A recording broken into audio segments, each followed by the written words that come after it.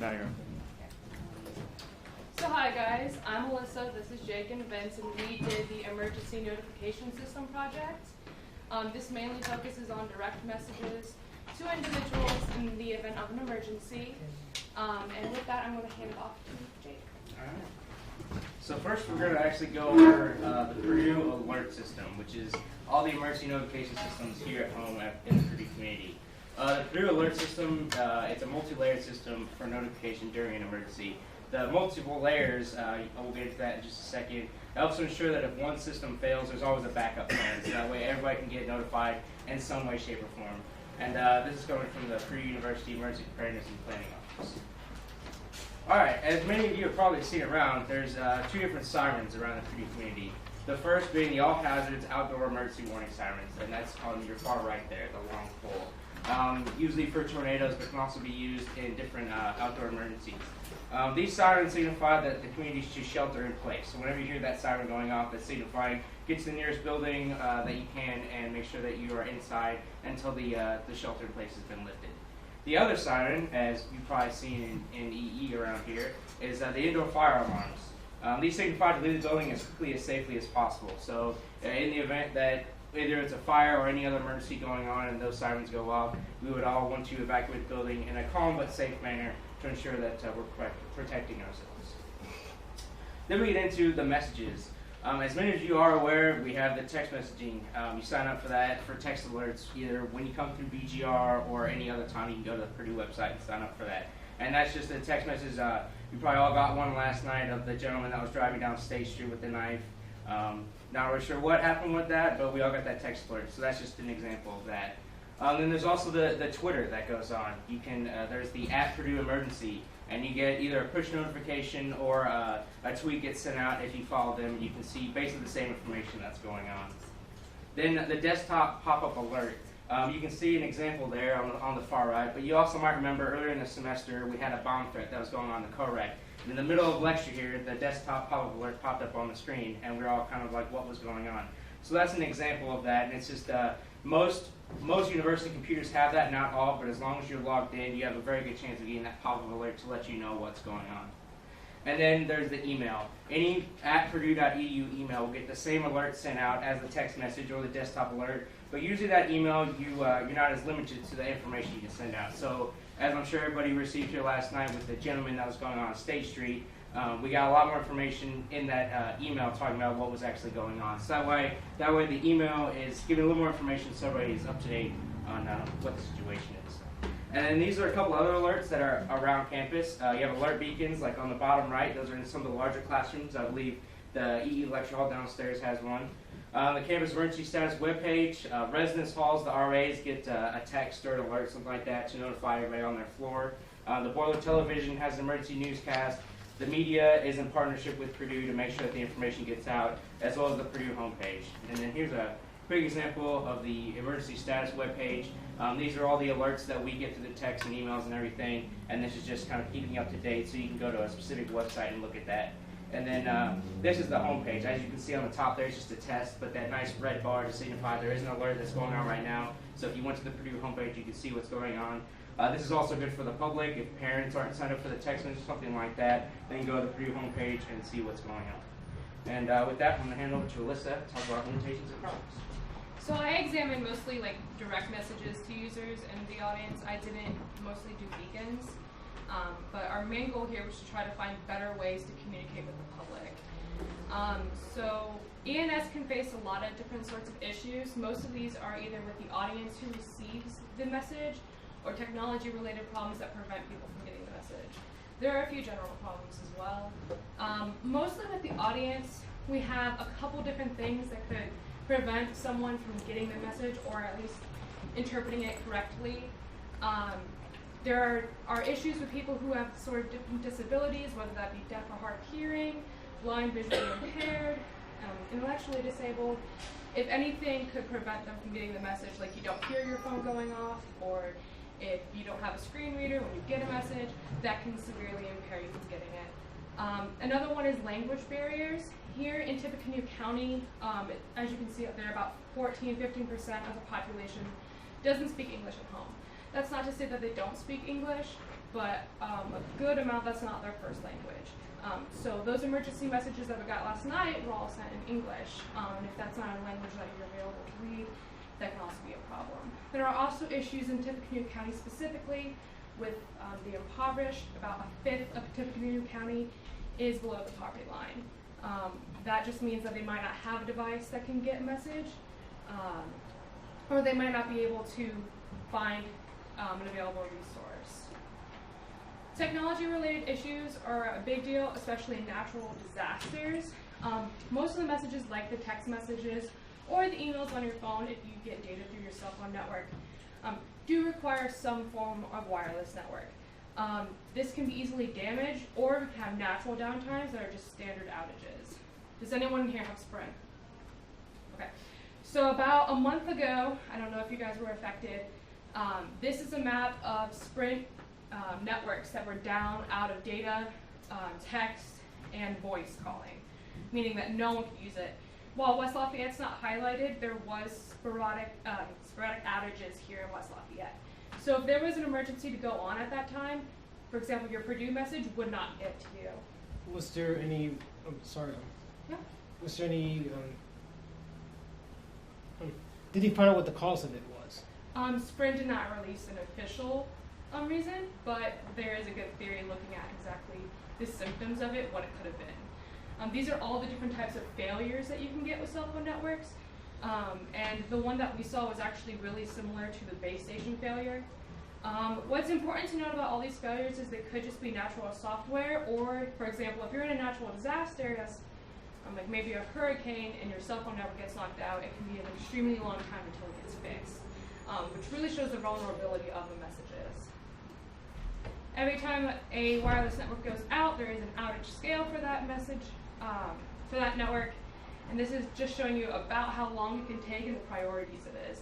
So if it's in the middle of the night and you lose network connection and there's a disaster, it's going to be ranked at a different outage than it was during the day, which is important to note when you're relying on your wireless network. There are also some general issues as well. Most of the time, not just here at Purdue, but commercially, emergency notifications are sent out in the form of text message. Those come with those service-based issues as well, but you also need to be a subscriber to a SMS messaging service. Social media is a huge problem. As you guys might have remembered, and we'll talk about it later in the presentation, when we had the shooting on campus, a lot of people speculated what was going on. It caused a lot of hysteria. That can be a huge issue. And lastly, cost. This is very expensive, especially looking at a model like Purdue's. It can be very costly to send out text messages. Emails, not so much, but depending on the format, it can be extremely expensive to maintain. And we have a couple suggestions to fix that as well. So audience-related solutions, law enforcement training is really key, especially getting the messages to the disabled, the elderly, any sort of population that is smaller and needs better assistance. Mixed media messages could help. This means things like having a phone call and a text message in order to be able to communicate the message better, and also offering language translations can severely help when you have a population that is so high and having mixed languages. Technology-related solutions, mostly, like this is a lot of technical jargon, but what it really means is cell phone networks or any other wireless network needs to really be able to communicate with each other and decide to let their users have roaming. That really can help.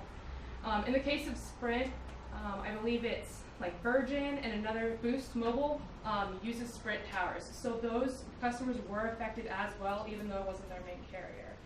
If those smaller carriers were allowed to bounce off multiple different carriers, they wouldn't have that problem. The next is also redundancy networks. The cell phone network towers can just put in more connections in a populated area in order to help reduce that problem. And lastly, for general issues, this is more of just like reaching people. This again is a different sort of multimedia notification. This is actually just a different type. It's asking you personally if you're okay. This can help bring attention to that there's something around you. This is just an example of Facebook's safety check. This is something that they implemented earlier this year. This is actually Facebook's initiative to take care of emergency notification systems. And as you can see, it is in a different language. They do translate to, I believe, over 30 messages to help accommodate the language barrier. Cost solutions, unfortunately, there were a good amount of solutions, but they came at the cost of the packages that you could get. If you wanted a lower cost option, you're going to get one with fewer options, and you might not be able to reach a higher amount of audience or a different sort of media. With that, I think it will only take time, but it's still extremely expensive. You can have a really nice notification, cost a lot of money, or stay pretty cheap and risk reaching your audience. And with that, I'm going to move it to Vince to have it reach everyone. Thank you, Alyssa. Well, in order to implement an efficient emergency notification system, it's important that the information actually reaches out to the people. At the same time, it's also essential that upon receiving these messages, these individuals know what to do and have the necessary skill and knowledge to carry out the necessary actions and guide others to safety as soon as possible. There are a few ways that local groups and individuals may be reached and potentially trained on how to handle the received emergency notifications and disaster information. First of all, we thought about that local governments may host workshops on how to act in case of emergency and promote them at public locations. Next, we thought that flyers can also be utilized to further reach the audience. And then local high schools and colleges may also be invited to participate to involve students and faculty on campus. Nowadays, social media and Web 2.0 tools play a big role in, they're widely adopted by the public. So these tools, social media and Web 2.0s, are essential tools for the government to have an open government for increased public engagement. There are two categories for social media. The first category are the social media tools that allow people to share information about themselves via text, image, music, or videos.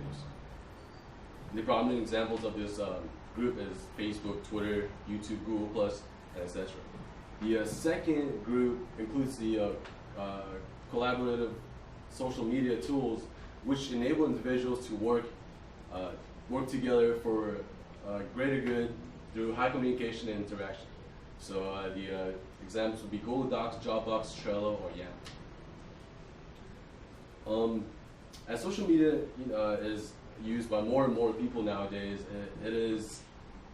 these two groups provide the government with ample options on how to maximize the numbers of individuals that may be reached.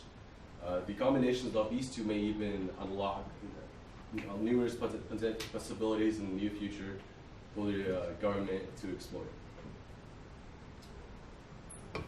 Support of persons with disabilities has been a topic of discussion for many years.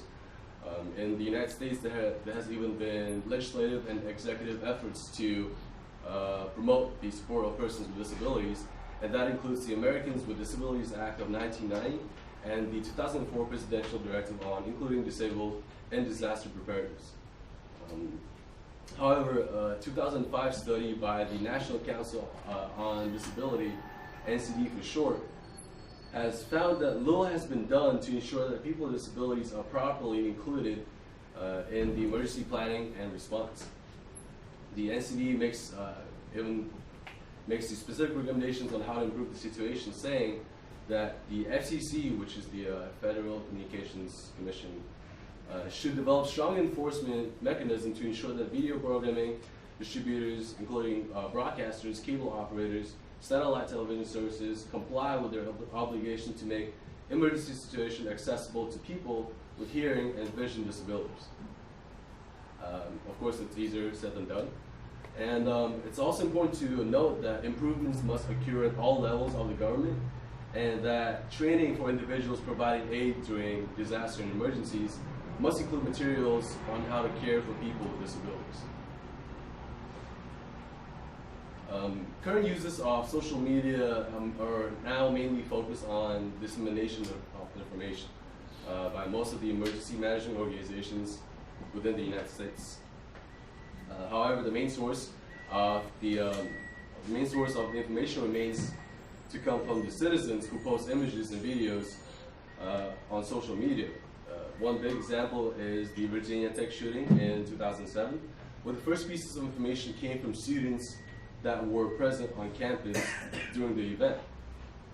Social media can also use to send out notifications of events that are taking place, such as training and or other exercises.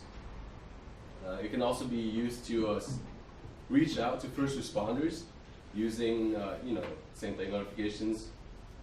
And it has proven to be efficient at times where other options are not available.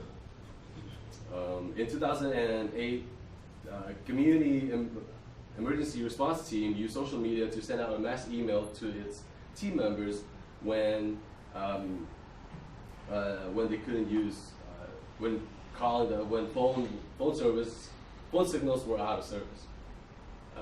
Recently has also been speculated that individuals have turned to social media to request for assistance as well. In 2011, when an earthquake hit Japan, the researchers found out that many of the people who were trapped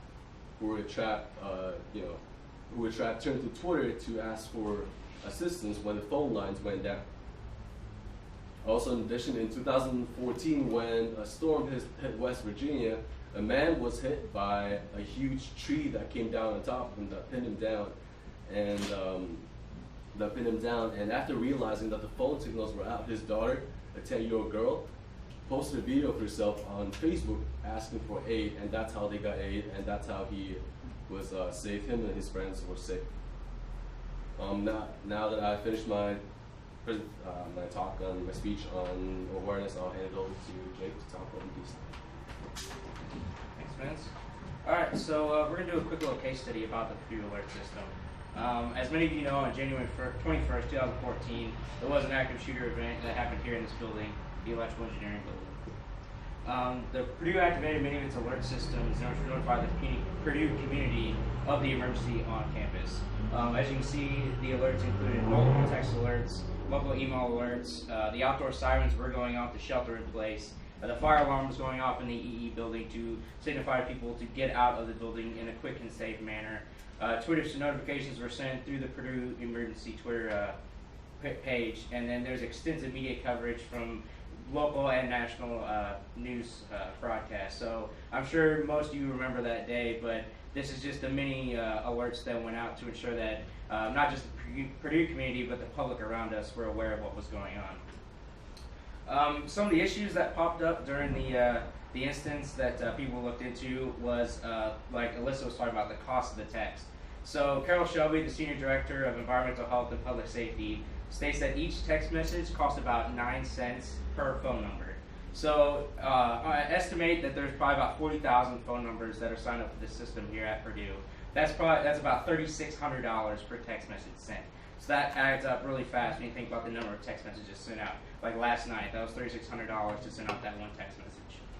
The biggest issue occurred, kind of like what Vince was talking about, during social media, specifically Twitter. Twitter is a great tool that can be used during an emergency for first responders so they can receive first-hand accounts on that day. But people were providing first-hand accounts that weren't quite accurate. So some of you might remember, these are the pictures that were going around Twitter the entire time. As you can see, the one on the right says that this is a suspect. This is a gentleman that was walking around the engineering mall carrying what appears to be a rifle. That's actually Detective Mike Bosch of the Purdue Police Department. So a lot of people didn't realize that. People were under hysteria that that was the shooter. And it actually took the Purdue Police Department about 10 to 15 minutes to subdue the shooter coming out of EE because he surrendered himself. So Detective Bosch was just doing security of the engineering mall during that time, but people didn't realize that. So all over Twitter and Facebook, but Twitter mostly, those pictures were being put around to say that he was the suspect. And so in reality, he was just a Purdue police officer trying to keep us all safe.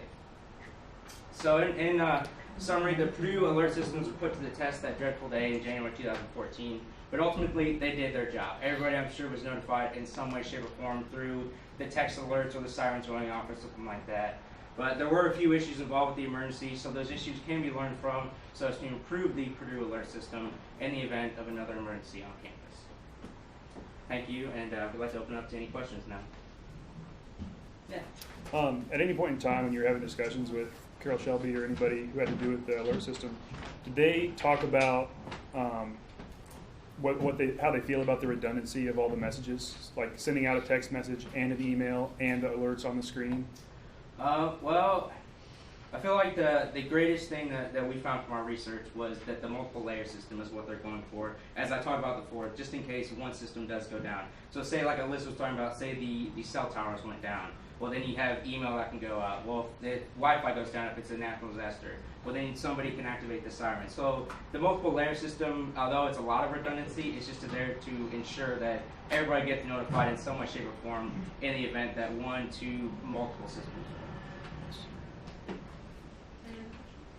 Also, the time to deliver the message, it takes a different time for different people that are also in the same network. Mm-hmm.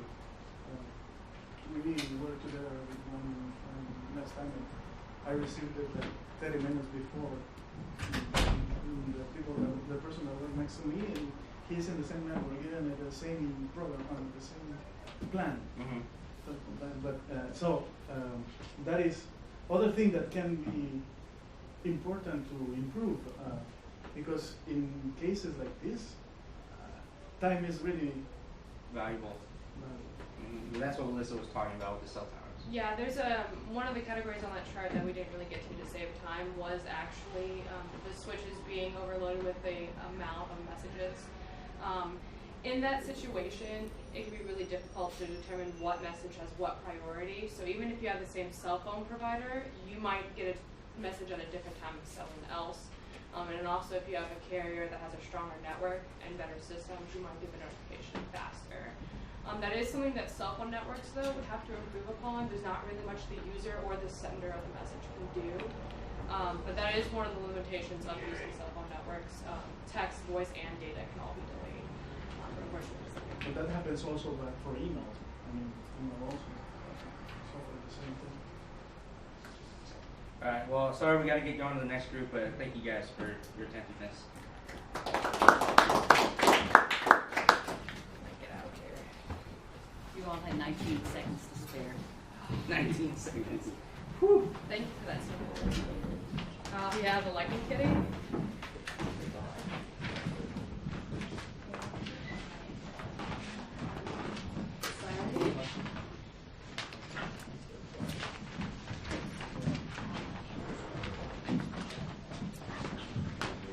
Just one comment. I didn't say if you guys were up there. What happened last year? The shooting? It wasn't an active shooter. Oh, It was was a it? murder. You An guys active shooter is when it's a mass murder. But you give you 2 It's a minutes specific warning. target. Just give you I didn't- 2 minutes left. I'll give you I a don't know sign. anybody, but ma'am. just be And then careful you how get a you, 30 what you second define warning? as an active We're shooter. just going by the notification, but thanks for that. Yeah, no problem, man. And then you can just kick it out after that one. Out. I don't think it's big movement, but yes.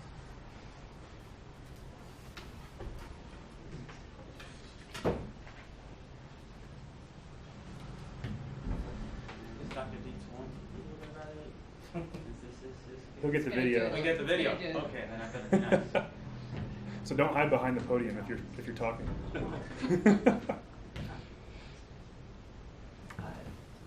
Nobody turned off the projector, did you? It's just in Spanish for some reason. It's just on blank. That's not. Oh, okay. That's Portuguese. Yeah.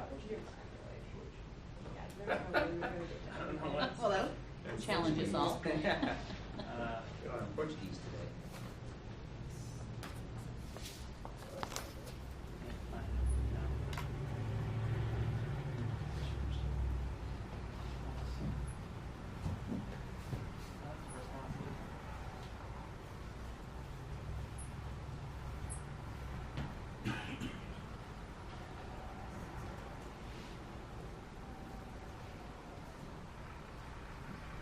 Probably technical difficulties with one language.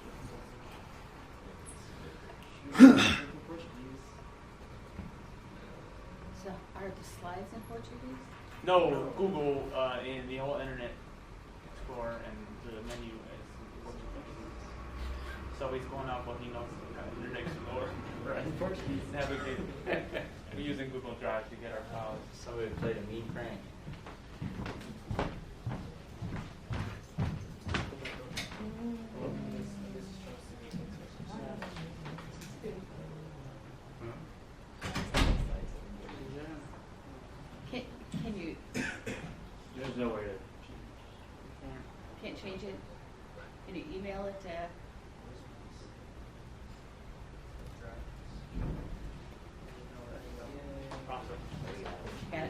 good.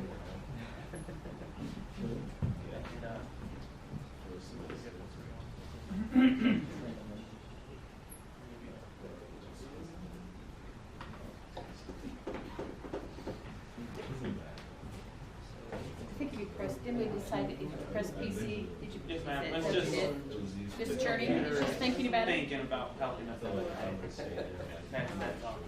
Gotta love technology. Yes. There you go. Awesome. Okay, ready?